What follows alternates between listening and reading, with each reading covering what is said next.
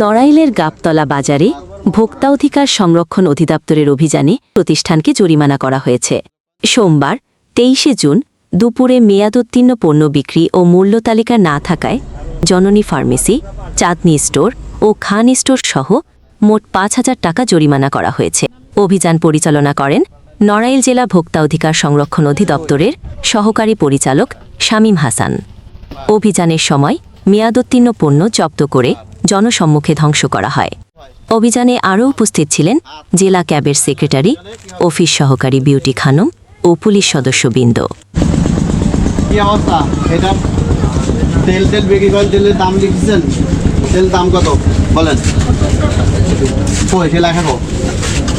মূল্য তালিকা কো? লেখা। আপনার কথা তো আমি বিশ্বাস করবো না। আপনার যদি তালিকা থাকি সেটা বিশ্বাস করবো।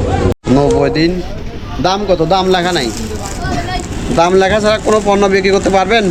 আইনে কি উল্লেখ এই সাথ দিতে পারবে? দাম লেখা ছাড়া কোনো পণ্য বিক্রি করতে পারবেন? পারবো না। তাহলে আপনি কষ্টটা কারোর বলতে পারি। বলেন। ওরা তো আমাদের জোর জবরদস্তি এগুলো দিয়ে আমাকে কিনা বেচা করা লাগে। আমি কষ্ট নেবেন না কোনো, আমি মনের কথাই বলতেছি। কিন্তু আমাদের যে ভুলটা হচ্ছে, ভুলটা ধরাই দেওয়ার কিটা আছে? আমি আছি। ওই তো তা কেউ তো আসে না। মনে করেন আপনি এখন আসবেন, ওই তো পানিশমেন্ট হবে আমার, তাছাড়া আর কিছু হবে না। কিন্তু আমাকে বোঝানোর কেউ নেই, জানানোর কেউ নেই।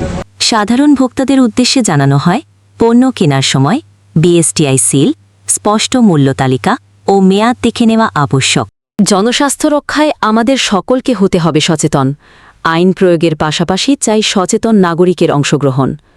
সচেতন থাকুন, নিরাপদ থাকুন। আপনার অধিকার আপনার হাতেই।